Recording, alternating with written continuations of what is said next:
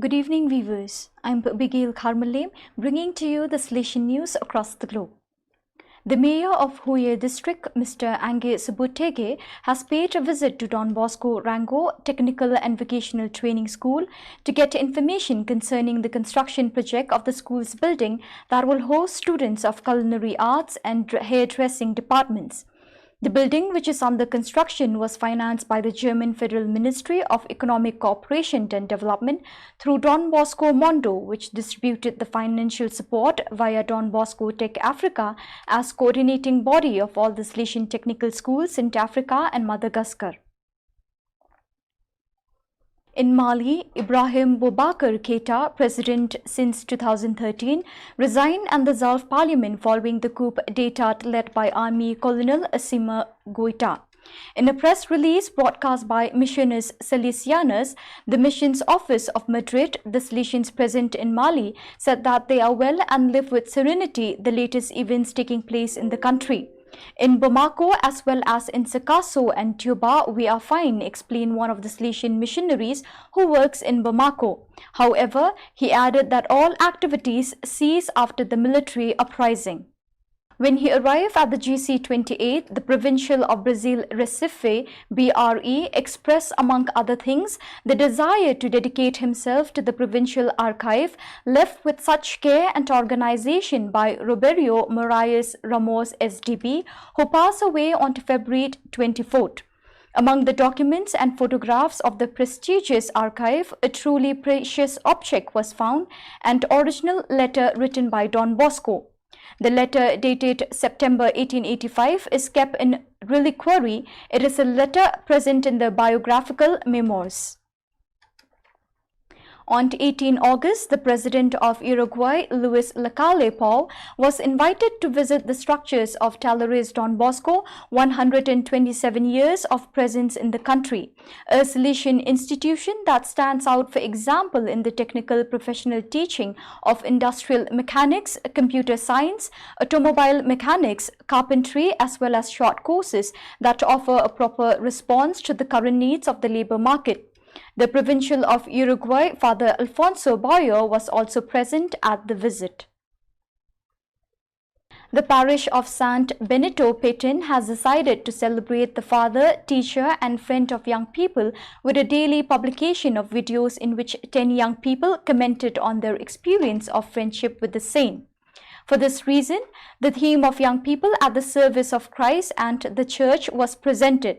The youths took advantage of the short space to share and chat after several months of not physically seeing each other.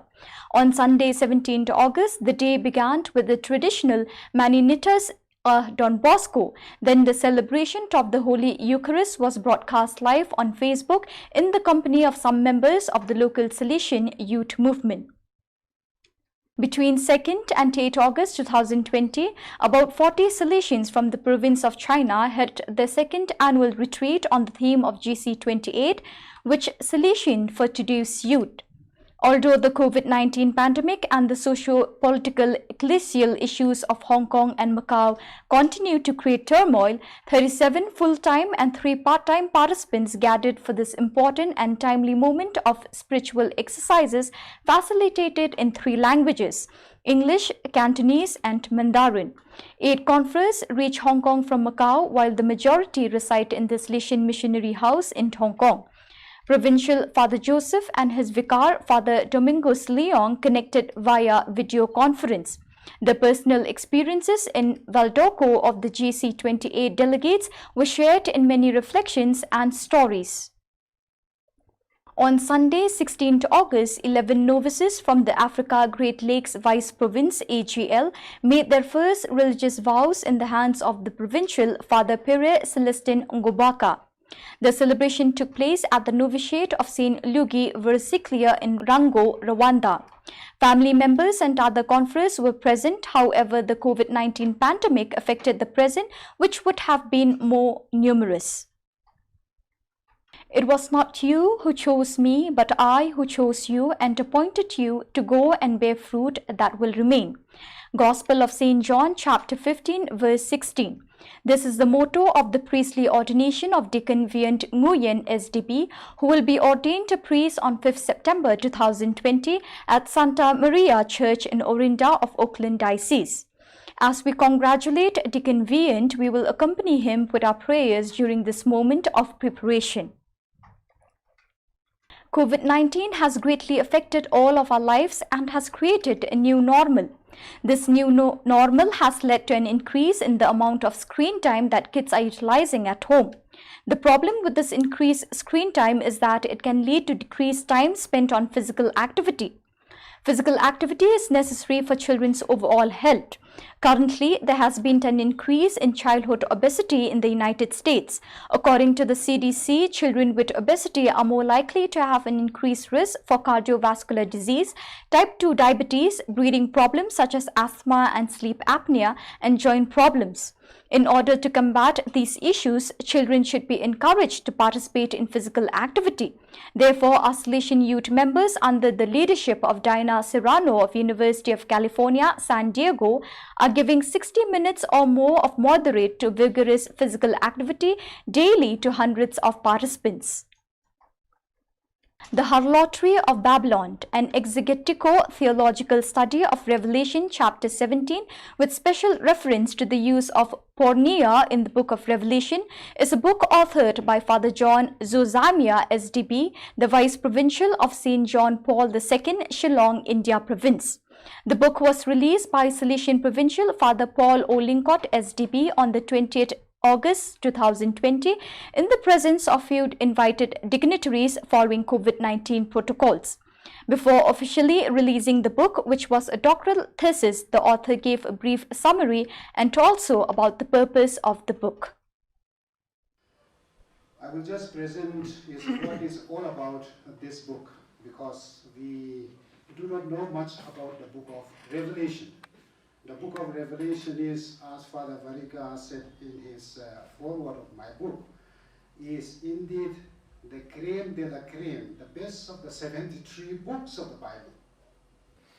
It is also considered to be the most controversial and misinterpreted book in the Bible. Many disputed topics and theological debate often arose due to diverse opinions and interpretation of the text. Besides a vast amount of scholarly commentaries and writings on this book, numerous popular literature, art, and music inspired by its images and visions have also been produced. So for these reasons, to enter into a serious study on Revelation is a challenging task for any biblical student, but at the same time, it is very fascinating and enriching experience for anyone who searches for a deeper knowledge and understanding about this unfathomable piece of New Testament literature. So in this book, the book is divided into 5 chapters, and the first chapter is about this exegesis of Revelation 17, and the chapter 2 speaks about the exegesis of the immediate context, chapter 16 and 18, and chapter 3 speaks about John's use of the word porneia in the whole book of Revelation, and the chapter 4 is an investigation on the word, this porneia, which was already derived from the Old Testament, that is called that zana. In Hebrew, it is called to play the harlot or to prostitute or to fornicate. How this is used as a metaphor to condemn the idolatry in the Old Testament. And chapter 5 is about the summary of all that investigation and also the theological implications and the conclusion. And the book of Revelation is also one of the most powerful works in the New Testament, as it challenges and invites its readers to be faithful followers of Christ the Lamb in the midst of crisis and uncertainty, and also sustain them by offering the message of hope and comfort. This was also my own experience during the years of my study and research. As we come to the end of today's episode, we at the Don Bosco Media Network extend our warmest birthday greetings to Father Angel R. Time Fernandez, our beloved Rector Major, who celebrates his 60th birthday today. We pray that God will shower his manifold blessings on him as he shoulders the huge task of animating the Salesian congregation. Happy birthday, dear Father Rector Major. A happy birthday.